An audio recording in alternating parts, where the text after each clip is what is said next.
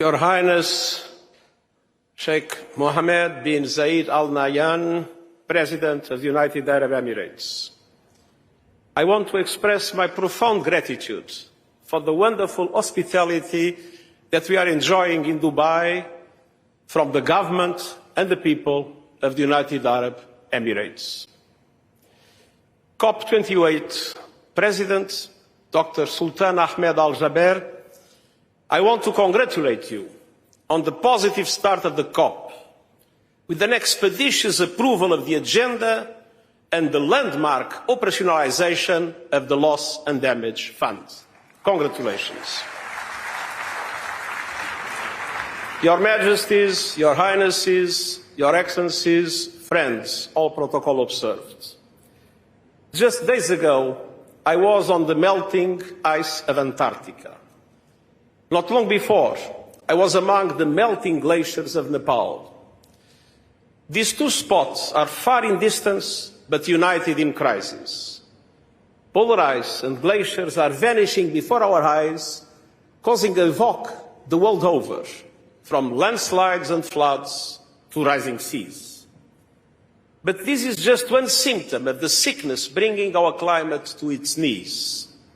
A sickness only you, global leaders, can cure. Excellencies, Earth's vital signs are failing. Record emissions, ferocious fires, deadly droughts, and the hottest year ever. We can guarantee it even we are still in November. We are miles from the goals of the Paris Agreement and minutes to midnight for the 1.5-degree limit. But it is not too late. We can, you can prevent planetary crash and burn. We have the technologies to avoid the worst of climate chaos if we act now. The Intergovernmental Panel on Climate Change has charted a clear path to the 1.5-degree world. But we need leadership, cooperation, and political will for action, and we need it now. It's true, our world is unequal and divided. As we see in this region, conflicts are causing immense suffering and intense emotion. We just had the news that the bombs are sounding again in Gaza. And climate chaos is fanning the flames of injustice. Global heating is busting budgets, ballooning food prices, upending energy markets, and feeding a cost of living crisis. But climate action can flip the switch. And renewable energy is the gift that keeps on giving. It's good for our planet, our health, and our economies, cleaning our air, meeting the world's growing energy demand, connecting millions of people to affordable electricity, bringing stability and security to markets, and saving money, as renewable energy has never been cheaper. Excellencies, friends, the diagnosis is clear. The success of the COP depends on the global stocktake prescribing a credible cure in 3 areas. First, drastically cutting emissions. Current policies would lead to an earth-scorching 3-degree temperature rise. So the global stocktake must set clear expectations for economy-wide national determined contributions presented by all countries that cover all greenhouse gases and align with 1.5-degree limit. The G20, which represents 80% of the world's emissions, must lead. And I urge countries to speed up their net zero timelines to get there as close as possible to 2040 in developed countries and 2050 in emerging economies. Second, we cannot save a burning planet via fire holes of fossil fuels. We must accelerate a just, equitable transition to renewables. The science is clear. The 1.5-degree limit is only possible if we ultimately stop burning all fossil fuels. Not reduce, not abate, phase out with a clear time frame aligned with 1.5 degrees. And the global stocktake must not only commit to that, It must also commit to triple renewables, double energy efficiency, and bring clean energy to all by 2030. The economics are clear. The global shift to renewables is inevitable.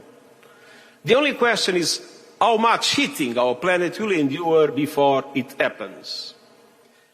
The Intergovernmental Panel on Climate Change is recommending ending our addiction to coal by 2030 in OECD countries and 2040 for the rest of the world. At the same time, according to the International Energy Agency, the oil and gas industry accounts for just 1% of clean energy investment. So allow me to have a message for fossil fuel company leaders. Your old road is rapidly aging. Do not double down on an obsolete business model. Lead the transition to renewables using the resources you have available. Make no mistake, the road to climate sustainability is also the only viable pathway to economic sustainability of your companies in the future.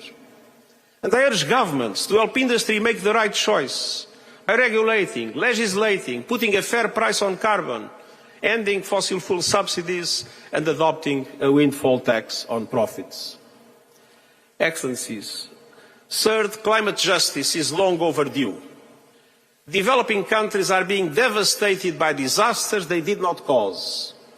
Extortionate borrowing costs are blocking their climate action plans, and support is far too little, far too late. The global stocktake must commit to a surge in finance, including for adaptation and loss and damage. And it must support reform of the multilateral development banks to leverage far more private finance at reasonable costs for developing countries in climate action. And developed countries must show how they will double adaptation finance to $40 billion a year by 2025, as promised, and clarify how they are delivering on the $100 billion as promised. Excellencies, the climate challenge is not just another issue in your inbox. Protecting our climate is the world's greatest test of leadership. And so I urge you to lead. Humanity's fate hangs in the balance. Make this COP count. Make this COP a game changer. Make this COP the renewal hope in the future of humankind. Thank you.